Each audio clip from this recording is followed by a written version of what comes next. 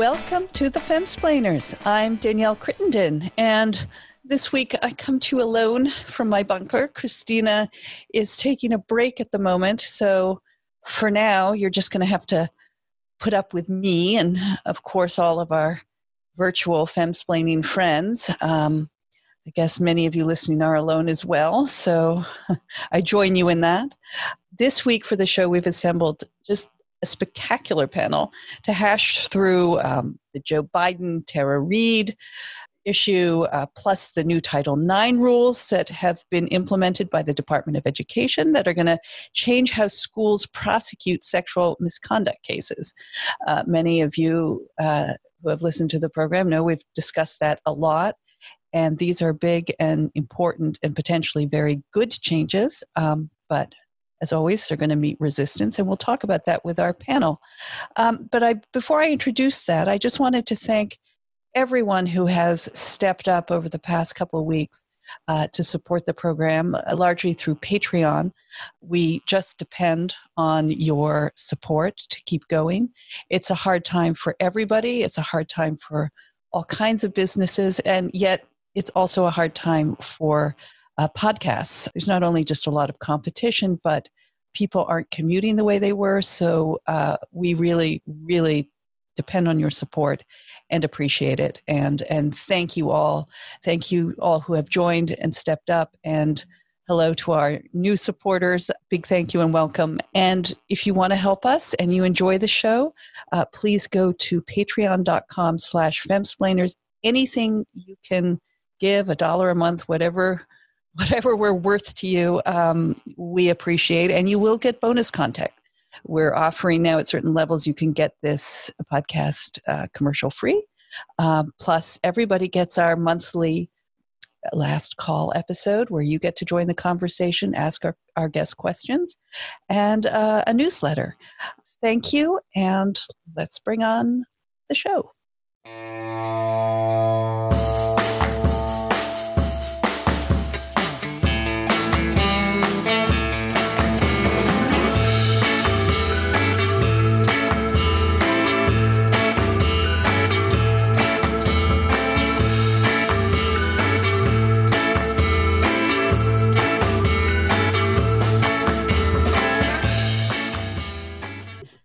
So welcome everyone to the Femsplainers. I'm here today with repeat Femsplainer, which is kind of like being a repeat offender, Atlantic contributor Emily Yoffe, again without a cocktail. I'm also here with another repeat Femsplainer, Mona Charen, who is host of the Beg to Differ podcast on the Bulwark and senior fellow at the Ethics and Public Policy Center. And we're joined by a new Femsplainer, Janet Halley. She's the Royal Professor of Law at Harvard Law School and an expert and longtime researcher on sexual harassment. So thank you. First, let me just check in with you all, because I assume you've all been quarantining. We're in slightly different parts. I think, Janet, you are farthest away. Are you in Cambridge or? I'm near Cambridge. In Boston. Yeah. And Mona's in Virginia, a hotbed of infections right now, and Emily's in Maryland. So how are you all doing? I think I'm somewhere between wanting to go out and storming a Capitol, but I know that would be unwise, but I'm starting to go a little crazy, I have to say. I'm feeling a little guilty for the fact that this is not unpleasant for me, really, at all. I mean, well, a little bit, but compared to other people who I do really feel for, I mean, for us, it's been quite pleasant. I'm here with my husband and my dog, who I think you can see behind me. Exactly, yes. And, you know, other than the fact that we have to, you know, swathe ourselves in masks and gloves to do the simple thing like go to the supermarket or the pharmacy. Other than that, life is pretty pleasant. Emily, how are you doing? We're very lucky. We're fine. Our daughter, who's a law student in New York, just arrived last night. We haven't seen her for 3 months. So, Oh gosh. yeah, she and her boyfriend just came. They were, "Are you going to hug us?" Yes, we hugged them. Get there. They rented a car. Yeah. And they said they took off at rush hour, and it took about 5 minutes to get through the Lincoln Tunnel. So we're lucky. We're fine. I am just very worried about the virus, about the economy,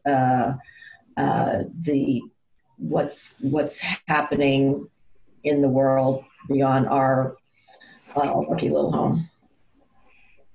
So second to that, thanks for asking, Danielle. I'm one of the luckiest people. I have a garden. I have 2 dogs. And I've got plenty of work that can be done online. So, and I like cooking.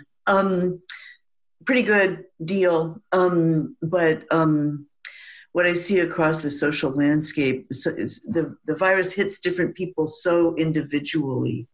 And so many people have been hit so hard, so many of my students. So it's a tough time, but I'm fine. Well, it is. I feel like Mona that I'm comfortable, but I think getting used to this sort of existential idea of it not ending. Yet all the while, I'm feeling very comfortable now going out in a hazmat suit to do like grocery shopping. Like it's a very strange thing where we feel, grocery stores are large; they have big aisles, and people seem to be, at least in my neighborhood, being very obedient, but it's just strange to think of this going on and on and on. And as you say, Emily, the economic hardship and also the human toll. I mean, just reading about people with not just struggling economically, but with small children and anyway.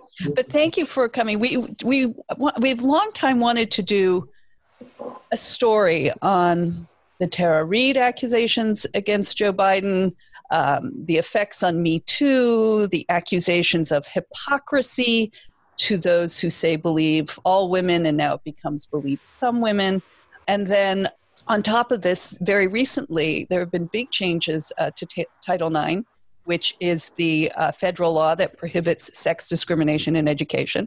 And we've talked about this a lot on the program, how until now, Title IX has been used in a very sketchy way without due process to many of the people accused under it of sexual harassment on campuses. And so it suddenly all came to me that, Emily, you have written so brilliantly about all of these issues, but how our changing notions or ideas of consent, which have been endorsed by Joe Biden, may have come back to bite him. I mean, he's been a champion of women who make complaints against politicians. He was hugely behind the implementation of the old Title IX rules in 2011.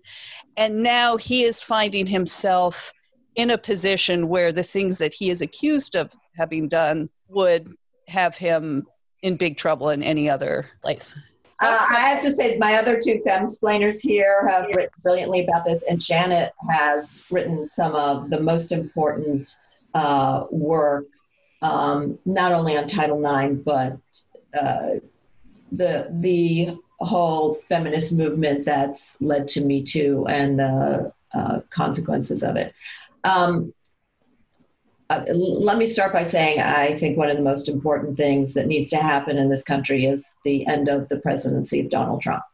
And so talking about Joe Biden and his problems is a very fraught topic right now. But I did write last year in Politico when the initial round, this was before Biden declared he was running for the presidency, there was an initial round of complaints against him by women who said he had come up behind them, kissed them, maybe put his nose in their hair, kind of unwanted touches, etc. And some of the women even said, I'm not saying it's sexual harassment, but he touched me in a way I wasn't comfortable. I didn't have permission. What's he doing? And a lot of people tried to dismiss this as trivial, but these, as I wrote, and other people have written now about Tara Reade, that behavior, were he a college student or a college professor, would likely have led to very serious consequences. Certainly, if someone had filed a formal complaint, that would have led to an investigation. He has touched people. He acknowledges it himself. And there would have been, Janet is on campus. She can confirm whether I'm right. There likely could have been very severe consequences for him.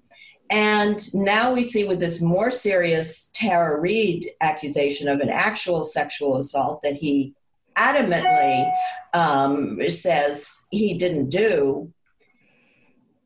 In the end, you hear him say, it didn't happen, never happened, never happened. Well, that's not going to cut it on campus, just saying never happened, you need to believe me. So, we're seeing the ironies of him being caught in this system, but also saying you need to, what evidence can I offer you except that's not what I do and not what I did. And neither he nor the Democrats in general, who after the Tara Reade allegation suddenly discovered due process, the need to listen seriously to both sides, impartially weigh all the evidence you can. No one has talked about extending that to young men on campus, for example. Mona, I was just going to come to you because you've also, I want to just say, you echo, Emily, you've all written brilliantly on this, and you have recently written a column on terror. I addressed a number of these matters in a recent book called Sex Matters. Look, I completely echo what Emily said about believing that the country desperately needs to be rid of Donald Trump as president. That much having been said, I do applaud Betsy DeVos's revision of the rules that the Obama administration promulgated on sexual assault and sexual harassment in 2011, the Dear Colleague letter, which was the source of a lot of the injustices that our other two guests have been good at pointing out. And the fact is that everything she says about Biden is true, that in a campus tribunal, he would have been denied the opportunity to know who his accuser was, the nature of the offense that he had committed, or the opportunity to cross-examine during a hearing. So those things have been changed under the new rules, and that's all to the good. But there's another point here, and you asked about the hypocrisy, and of course it's legion, and it always is when it comes to these kinds of sexual harassment matters. I mean, when Bob Packwood was accused of some inappropriate behavior, all the Democrats were in high dudgeon about the need to get rid of him. On the other hand, when Bill Clinton, or when Clarence Thomas, but when Bill Clinton was the malefactor, then they changed their view. And that happens again and again and again in our politics. People's principles are very malleable. But looking at all the facts, as I did in a deep dive, or attempted to do, let's say, with Tara Reade, I don't know that I don't claim to have any kind of, crystal ball here. But there are a lot of problems with her account. She has changed her story many times. There does seem to be a clear motive for her to lie. And I do believe it's important to take each situation on its own merits and evaluate it fairly and entertain the possibility that an accusation is just that, an accusation, and need not be considered a conviction. And I believe Joe Biden in this instance. I wish he would change his views about the proper standards of proof in these cases. Maybe this experience will be a searing one for him, but in any case, that's where I come down. I believe he's innocent. I think the rules he promulgated or helped to promulgate were bad. Well, these rules won't be necessarily go through until the new rules until this August of 2020, and I think he has promised that he would try and reverse them. Yeah. But Janet, you have been. I mean, you're a very outspoken feminist on campus, and you have come out also strongly against the old Title IX. Or I guess still existing Title IX. And you actually said at one point that you feared, this lack of due process for the accused. And you wrote at one point, you said that these rules will enable people who enthusiastically participated in sex to deny it later and punish their partners. They will function as protective legislation that encourages weakness among those they protect. They will install traditional social norms of male responsibility and female helplessness. So you never even liked them from a feminist viewpoint. How do you feel about the Betsy DeVos new rules?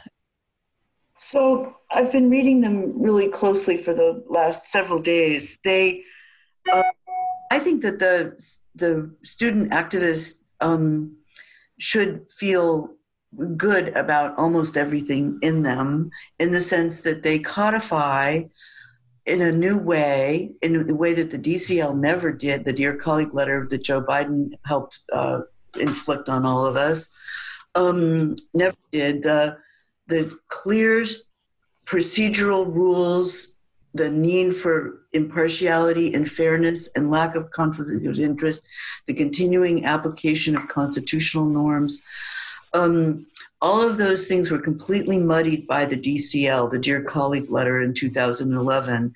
And schools were terrified because in the middle of a cloud of shoulds, you should do this, you should do that, there was this paragraph saying, and we'll defund your entire institution if you don't comply with this completely unclear document. If that document was handed into a professor of law in a regulation course as the final product, the professor would uniformly fail the student. Now comes, let me say, in the schools were so terrified by that infinite demand with threatened to defund that they invented the single investigator model. That wasn't anticipated by the OCR when it wrote the DCL. DCL is written on the assumption that there would be a hearing. But schools didn't. They went in another direction. They went to the single investigator model. And the single investigator is a very, very profoundly unfair institution. It's terrifying to sit across the table from a single investigator who has plenary power over the futures of both the complainant and the respondent. It's unfair to everyone. Now we have clear rules that there has to be a Title IX coordinator who initiates a process, receives a formal complaint, and does legally fair things with it, a sequence of steps that are clearly spelled out. Schools can come into compliance with that. There's a blanket requirement of treating the respondent and the complainant impartially. There's a requirement of no conflicts of interests. There's not enough decision maker autonomy, but there's a lot more than there was. And there's a hearing. There's a standard spelled out that gives an option for clear and convincing or preponderance, and there's cross-examination. The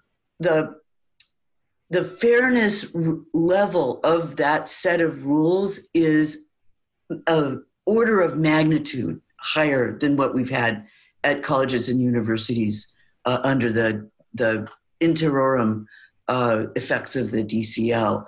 So although I agree that Trump is a terrifying president, and although I agree that he must be replaced, and although I anticipate that Biden was going to have to be the person who replaces him, I think it's irresponsible to oppose basic fairness in campus sexual politics proceedings.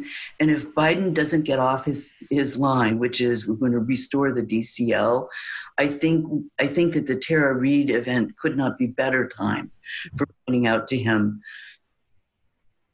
put in place a procedure that you would want to face yourself, or that you would want your son or your daughter to face. And that would not be the DCL. It would be something much more like these new regs from the DeVos DOE. So I hope that was short enough. Yeah, no, Emily, maybe put it in context for people who are, less of the legal aspects, but people who you've talked about whose sons have been just charged without any hearing, without any warning.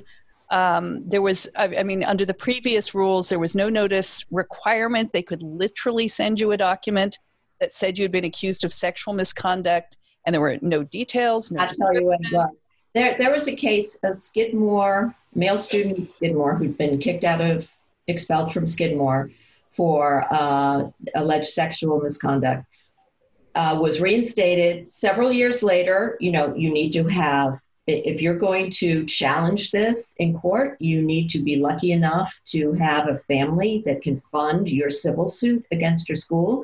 This young man it took several years to work through the court system. The judge said not only was this young man not told explicitly what it is he's alleged to have done, at his expulsion, he was not told what rule he was alleged to have violated. Now, obviously, as this thing goes on, you figure out, it was the Saturday night in November when I got together with so-and-so. I've done interviews and stories of young men who never received written notice of what they did wrong, who were subjected to this, as Janet was talking about, single investigator model. That is one person, the Title IX officer, who under the Obama era rules did not have to be unbiased, and who was the police, investigator, judge, jury, and executioner. Thank you very much, Mona.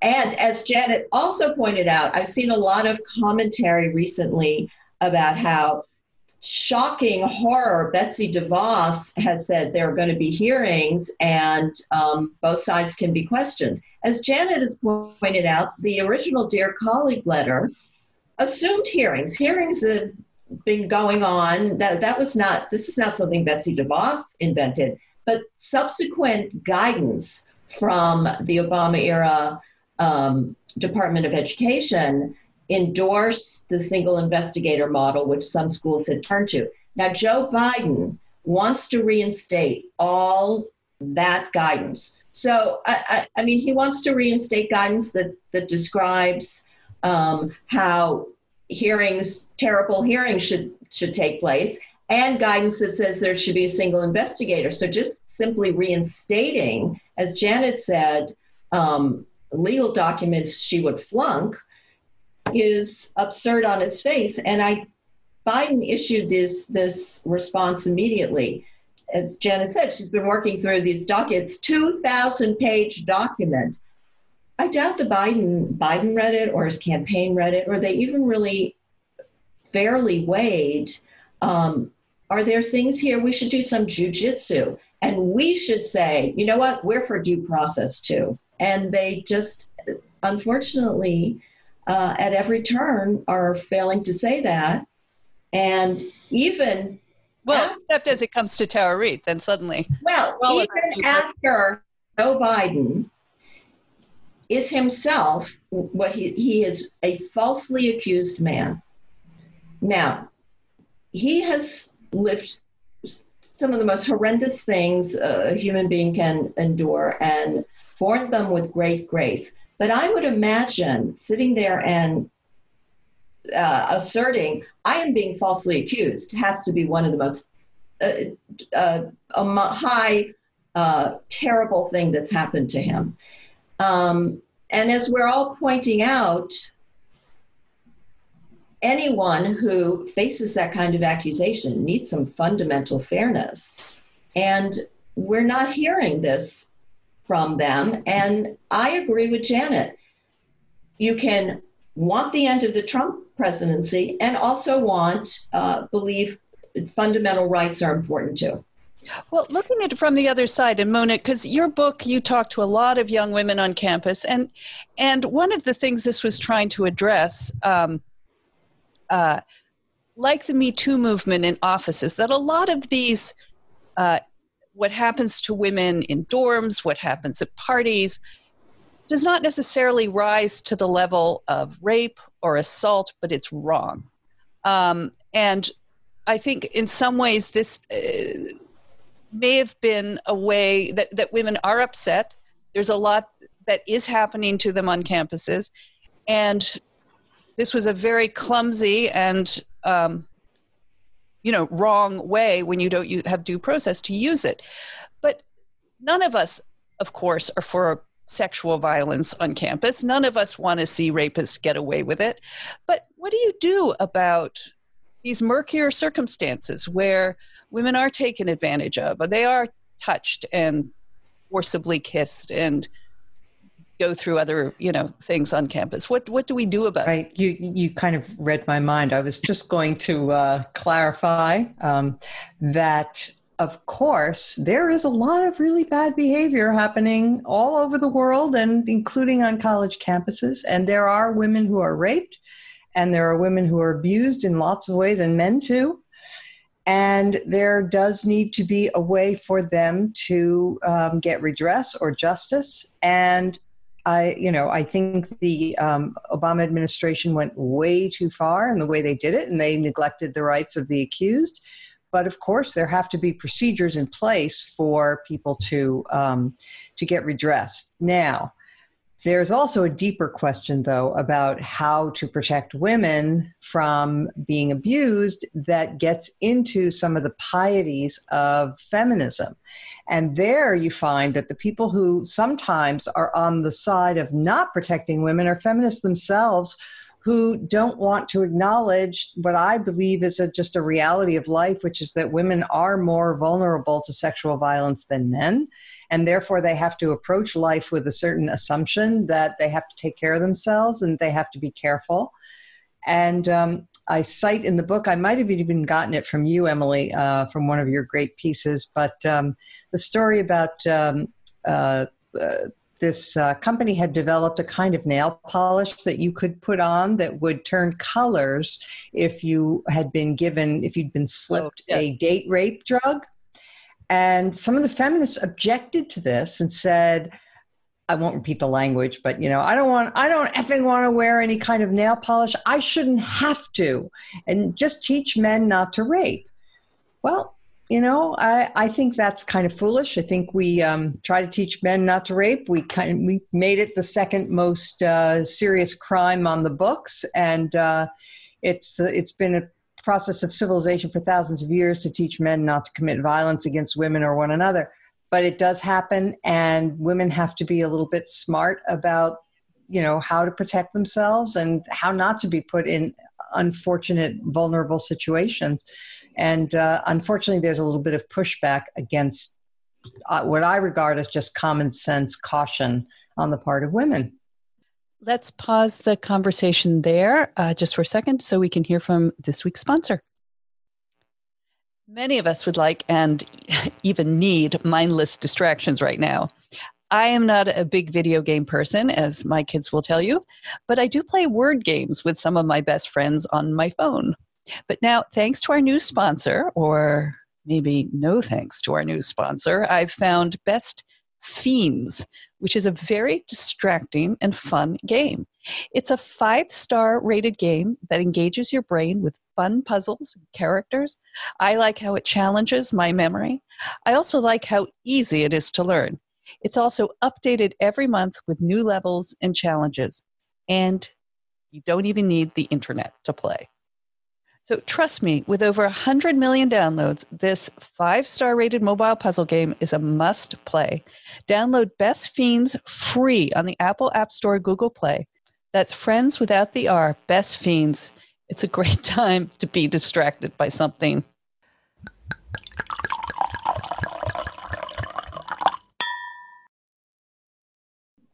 Janet, you're kind of boots on the ground on the campuses. Do you agree with what I mean, do you see some necessity to protect women from this other kind of unwanted attention? So there's absolutely no doubt that there is a very serious problem of sexual harm on campus, running from rape to stalking. There's everything that the human failing can invent will happen among students on campus. And to protect equal educational opportunity, Title IX says now very clearly that there needs to be an office where students are well apprised they can go to address the problems that do arise. The problem that we've had is that the definitions were so overbroad and the procedures so stacked against the respondent that trivial and unclear cases with cultural misunderstandings, cases with respondents who had severe disabilities, all ended up with findings of responsibility and very serious sanctions. And that delegitimated a very important office on campus that's supposed to address the clear, serious wrongdoing.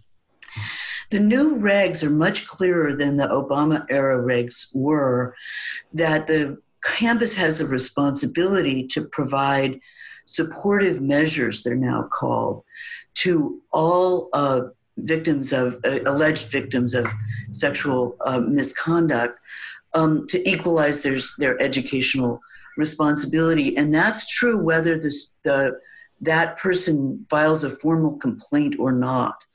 And so there's a much more robust protective system in place now. You don't have to say to the student, we can't do anything for you unless you file a formal complaint. No, there's supportive measures. They can't be punitive for the respondent, but they can restore educational opportunity for the potential complainant. And there's an absolutely clear duty of the school to respond to formal complaints with a fair process, fair to both sides. So I think that the accuracy of outcomes is going to be much higher. The legitimacy of the process is going to be much more reliable.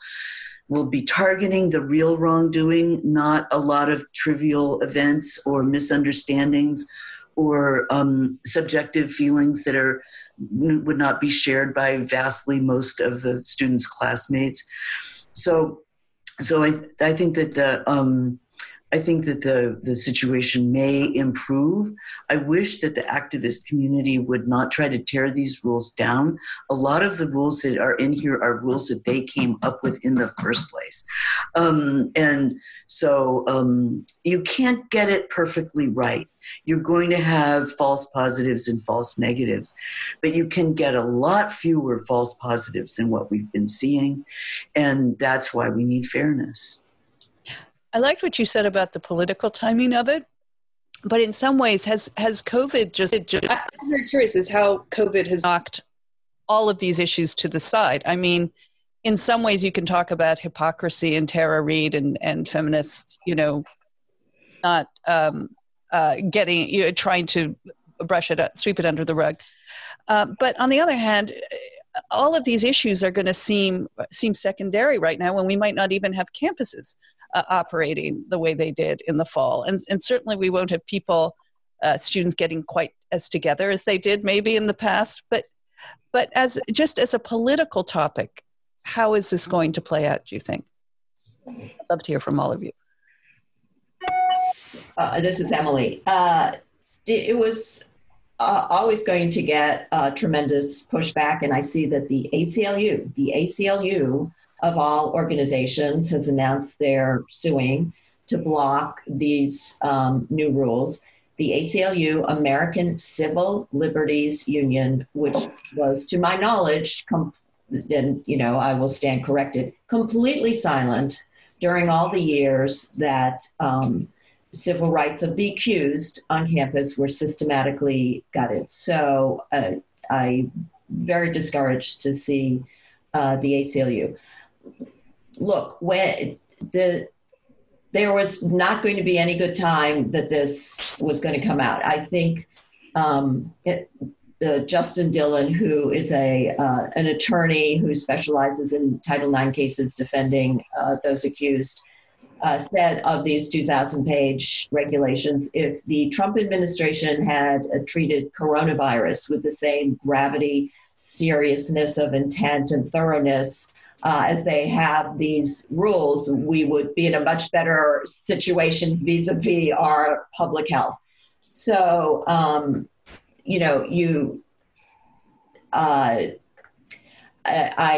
what can you say? We're in the middle of this crazy pandemic and the fallout of it, crazy times. Schools are they don't know if they'll be back. I understand, they're bleeding money. It's terrible. Nonetheless, right now, Title IX cases are continuing. Those that have started are, continuing in a virtual way. You could also argue that the Title IX office, the administrators, it's a pretty good time for them to start reviewing and changing the rules for when students do return on campus. But I don't think you can make the argument that after years of work on this, coming up with something that is fair for the accused and accusers. Janet has pointed out the many ways that these rules have taken into account requests from the activists. I'll add one other thing. These rules return the right to have mediation. Now, you wouldn't get mediation in one of the most serious sexual assault accusations. But many of these cases, as we've been discussing, do not rise to that level. They, before the Obama administration banned it, I talked to many Title IX officers who presided over mediation between two students who mostly the accuser wanted to be heard and wanted the accused to hear her and wanted to have some kind of acknowledgement and discussion of what happened. And it really helps if a neutral third party oversaw it. And many Title IX officers said to me that the banishing of that really hurt students and forced people who didn't want to get into an extremely adversarial hearing to undergo that. So I think if they were going to go ahead, there's no perfect time. This is not a perfect time, but better that they went ahead than just give up and not try to get these rules through. A word on the politics. I said earlier that there was hypocrisy on all sides, and I neglected to mention the hypocrisy on the Republican side, which is obvious, but I'll spell it out anyway.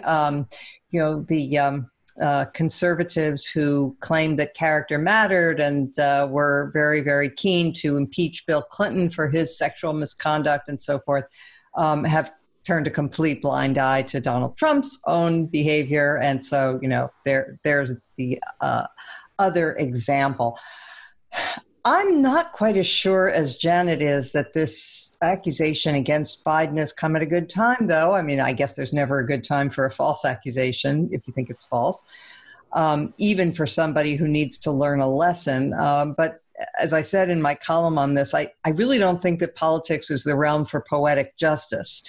And what I'm afraid of is that this may have the effect of tarnishing one of Biden's claims against Trump. That is, he is saying that he is running for a certain kind of moral restoration, that he's a decent person, that he, treats other people with respect, unlike Trump, and that is important in a leader of a country.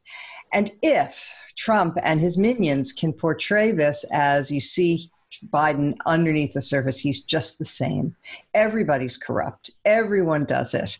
You see, now there's even an accusation of a sexual assault by Biden. So don't imagine that you have a choice between a virtuous guy and a bad guy in Trump. No, everybody's bad. It's just that you have to, choose the one that you like better. It's our bad guy versus their bad guy. And that, I think, actually could get some traction. And that worries me. Agreed. Except that it also, I've been very searching my conscience on the difference between this and Kavanaugh. And, I was very concerned about the charges against him. I found Christy Blasey Ford very believable, even if, but I was also torn over something happening when you're 17. And then of course, Republicans will say, well, look, her claims were older. They go back farther. They didn't happen in an office. And yet look what look what you did to this guy and look what you staged. And then you realize, well, this is not about apples to apples. That Kavanaugh was looking at a lifetime appointment. There was, unlike in the public in an election, judges go through secret vetting processes, with get to air a lot of the things. They're interviewed by the FBI, but the public doesn't hear about a lot of it. And he's he's elected in the end by the Senate, by, in this case, a Republican-controlled Senate with a lot of old guys who've had a lot of problems with women. So I think in the sense that if we're going to put it, that the Joe Biden versus Trump is a fairer platform to compare, that if we're going to make this an issue, at least it can be decided by the public. We'll see. I think people do. When you look at compared to what, when you look at, okay, whether this or not happened to Biden, and as we've seen, the charges by Tara Reade have changed over time. We all think probably that he does have this creepy hair sniffing thing, but he's a fundamentally decent man. And you're really saying, well, okay, do we accept that over a Donald Trump? And we look at what Donald Trump has admitted to. I think it's correct that it's decided, by an election in the public realm. It was different with Kavanaugh, a different type of appointment. And in the end, are we going to live through what we're all going through now because of some charge that we're just not certain of? We just have to weigh this in the scheme of things, and the scheme of what is important to us as voters. So may I step in here? I was horrified by the Kavanaugh process. Those charges she only went public because the drip, drip, drip of leaks began to build. And people, I think it's pretty clear that activists were pushing her out into the public. Then there was a travesty of a hearing in which she made her statement and he made his. None of that amounted to a decent investigation. The charges were antique. And the whole, for the Democrat wing to support the idea that Kavanaugh should have been denied that nomination because of those allegations, bought them the whirlwind that Tara Reade has been able to unleash on Biden. I think we have to have a new discussion about what to do. And I will say also, I have seen from the university inside perspective, equally stale allegations brought against administrators and faculty members putting their careers on the line when no one can remember anything that happened. No documents remain, or the document thread is so broken that you can't tell what the documents you do have, what they mean, where the basic slang people use has been forgotten. And so the meanings of emails don't make sense anymore. And so the idea that yes, we're just going to open the door and put everybody's career on the line for 30-year-old allegations. I think we were crazy to do that in the Kavanaugh nomination, and we shouldn't let that back us into doing it here. However, if Biden wanted to say, well, we need to believe her because she's taking the glaring lights, I think we're entitled to point out the hypocrisy of his saying, categorically, I deny it. I won't provide access to my papers that I perfectly well could let some neutral people into, and I'm going to block any kind of investigation, which is what he's implying so far. So the hypocrisy makes it, I completely agree with Mona. It's, equal opportunity hypocrisy here, but the baseline assumption that a quarter of a century can pass and mere allegations can end careers. How did we begin to think that this was a good idea? Agreed. Yes. Yes. Full agreement. Yeah, full agreement. Absolutely. Well, I think one of the weird things about the Kavanaugh hearings, and I agree with you as well, it was having then brought them to trial, his demeanor and behavior was very disturbing. And yeah, I signed that letter. I would not go along with the idea that he was disqualified because of the allegations. Right. But his conduct in the hearing was I never drank too much. Not judicial character. No, that was sort of disturbing. Like you're sort of with we shouldn't be going through this until that moment. And I agree with Janet on that. And I wrote a piece saying, and I talked to some Title IX attorneys, had your client behaved that way at a Title IX hearing, what would have happened? And they immediate expulsion because you would have proved disrespected the process. Right. I'm the kind of obnoxious ass who could have done the thing I'm accused of. And so,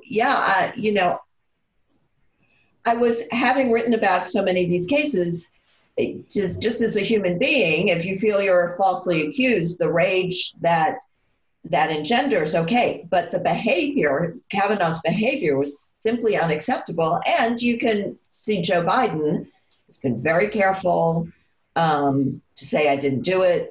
He's asked the question, all accused men are asked, why would she make it up? How can you answer that? There's no answer. And he gave the right answer. I can't talk to her motives. You have to talk to her.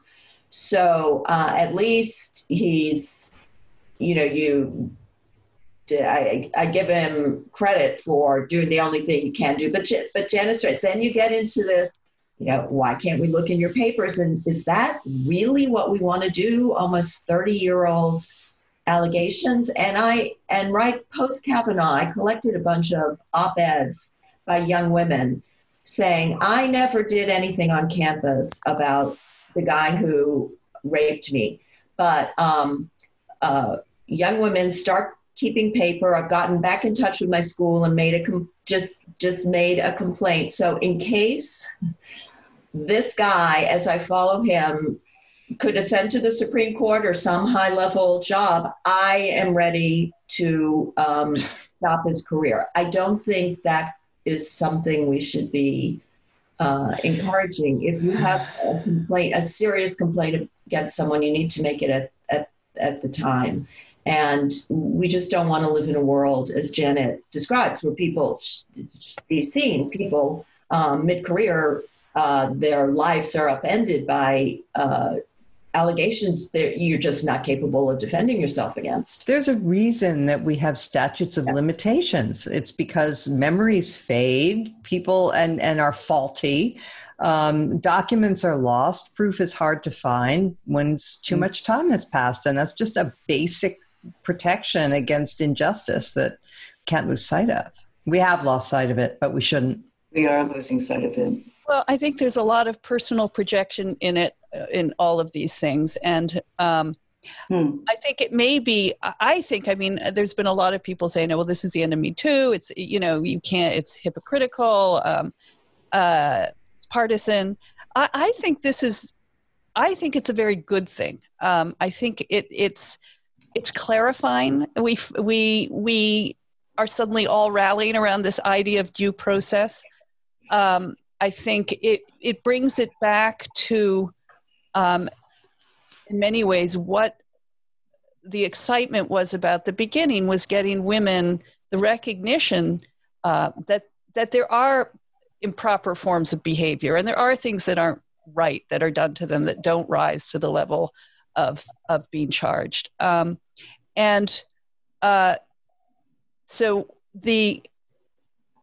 we're going to treat ancient charges, ancient incidents. He said, she said, incidents on campuses. That between Title IX, Tara Reade, maybe we're coming into, I'm going to be optimistic, focusing what this movement should really be about. And I might be alone in that. Well, I'll say this. Joe Biden is trying to walk a very careful line, not just on matters that are Title IX, but on all matters of policy. He's trying to drag along the Bernie supporters and the Elizabeth Warren supporters. He's being a politician. And it could very well be that if he is elected, he will actually take a more dispassionate view of this matter and not uphold his blanket statement that he makes on the campaign trail that he's going to reverse these regs. That's the optimistic view. You never know. Anybody else optimistic? No. No. Well, at least it brings it back to what the movement was supposed to be about, I think. And I hope, Janet, for your sake on campus, that you'll be able to persuade activists to get behind these see them as beneficial to women. Yeah, they're complicated regs, and I have problems with some parts of them, but I think the overall clarity of a legal commitment to having a well-run Title IX office that does fair process.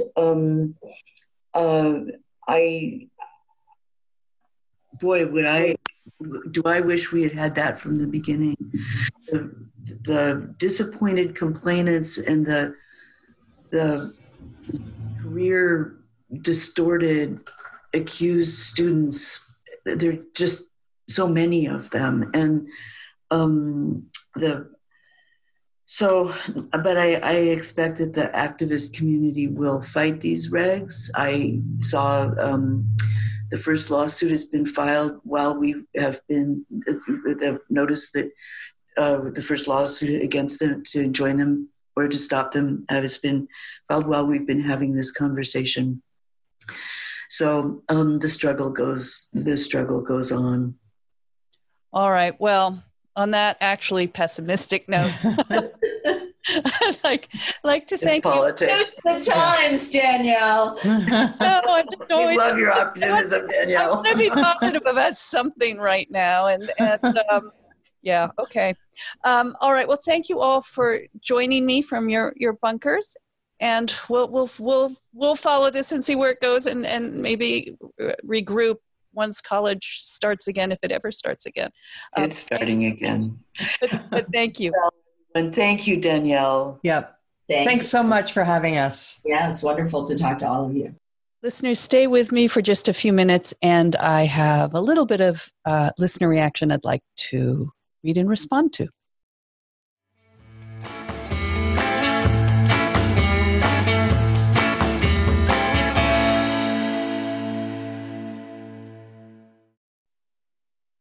Okay, well, I hope everyone found that interesting. It was certainly serious discussion. Sorry it ended kind of pessimistically. I often wonder, though, how Me Too will survive, or really many of these issues survive the enduring issue of the pandemic. I mean, it's not just politics or hypocrisy that is going to cause people to take Tara Reade less seriously than they might have last November. There are so many more important and scary things right before us. And that actually goes to one of the first messages, one of the first emails we got from a listener named Paul. He says, I'm a regular listener and I love the show. I wrote once before about the approach to drinking on the podcast.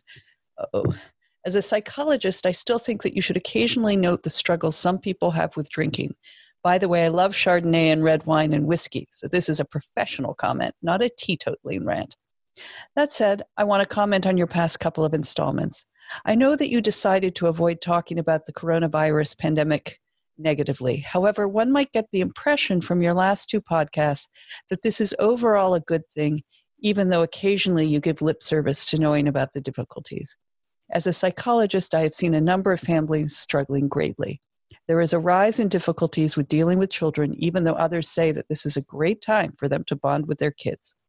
And there is an increase in domestic violence in certain sectors of the population. So while I agree that you should keep up the basically positive attitude, I think it would be important to somehow mention that there are significant negative things as a result of the current situation. Keep up the good work. Yeah, thanks, Paul. I won't mention that. Having just finished that interview and to sit down with all of you, I have just made myself a gin and tonic. But I completely agree. I think it's really hard for me to believe that I think we went into quarantine in our household March 9th, and we're past 2 months. And I think at the time, there was this sense it would be fairly temporary.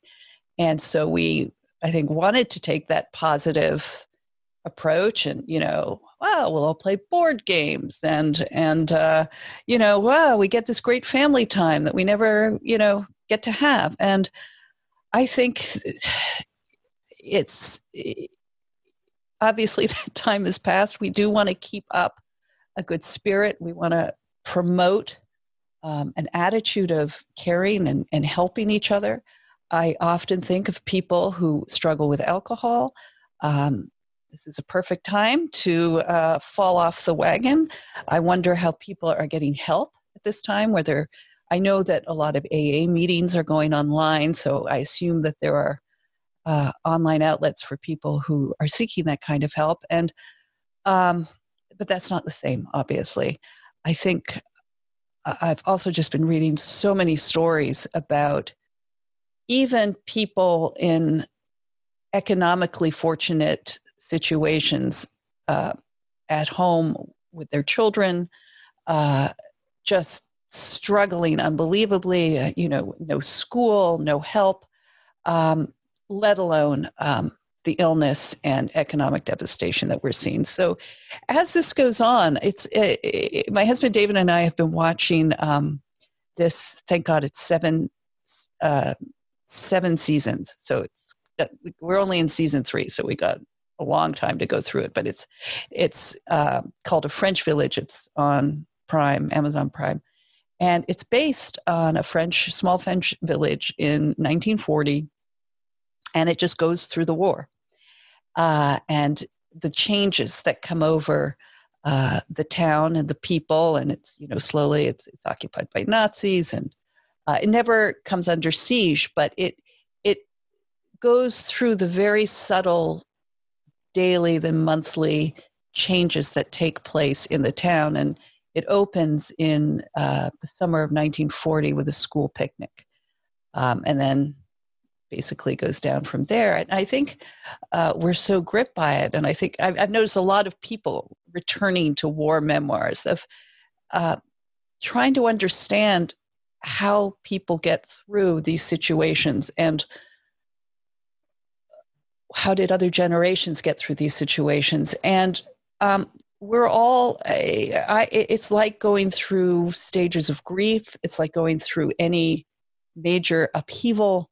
You start by, trying to make the best of it. Then you get into a kind of, stage of acceptance. Then, you go through depression, anger. I guess you go through depression, anger, then acceptance. And even with acceptance, it's scary being in this kind of emotional and physical purgatory, not knowing where it's going, not knowing who's safe. The virus it's like being surrounded by an enemy. We don't know when it's going to attack. We don't know who it's going to attack. We don't know if it's going to be me. We don't know if it's going to be a relative, a friend. So it's very, even under the best circumstances, it's very psychologically stressful. And I think it's really important right now to stick together despite what messages and we see at the top, I was very heartened. It's a stupid small story, but stay with me.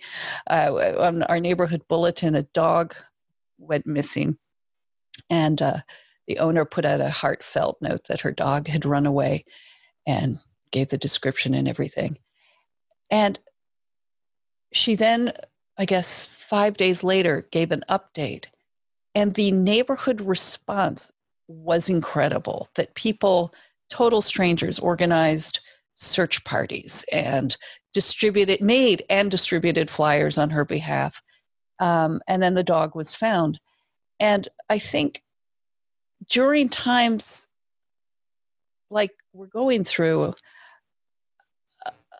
that people want to do something that is good, and they want to come together, and they want to help each other, and just finding ways to do that on a day-to-day basis is important. And I think it's important to our own sense of well-being and mental sanity. I mean, I just try and do small things. I mean, I'm not a doctor, obviously. I'm not a nurse, but I try and take flowers to my friends who are shut in, who are elderly or sick. I've actually put a Halloween bowl outside our door for couriers, and people bringing, Postmates bringing food just to help themselves, just to give some sort of sense of sweetness, or a slightly better idea that the people behind the closed door care. So I think this is the only way I can think of getting through this right now, is to be kind, to try not let this get politicized, and to remember. Thank you, Paul, for the reminder of what struggles people are going through everywhere. One of the subjects we want to do in these coming weeks is sort of looking at that.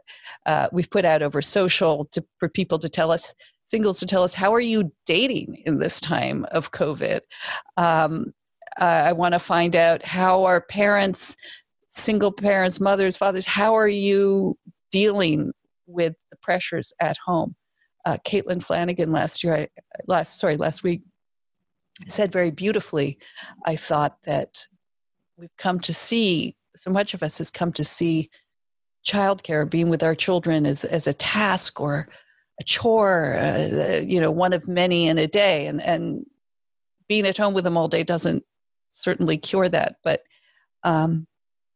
people are really struggling and trying to find ways to cope. And it would be, I think it would be very interested to hear from those people, hear from how you're finding love. And I'm going to reach out to, there's a female Postmate deliverer who wrote a really beautiful essay for The Atlantic about what she's encountering as she hits the road on her bike, bringing people their takeout Chinese and CBS orders. So we'll be covering that in the coming weeks, but I do think it's important to try and stay positive without becoming a Pollyanna. All right, so we're going to end it there. And next week, I won't be quite so alone in the home studio, because I'll be joined by my husband, also known as Atlantic writer David Frum. And he's going to talk about his new book, Trumpocalypse. Well, he's going to sort of talk about his new book, but again, we're trying to keep things a little positive. And maybe we'll get more personal with David Frum. So if any of you have questions, please consider, again, becoming a patron, and you can join the conversation and ask David questions in our special monthly episode. So again, thank you. Stay well, everybody, and goodbye.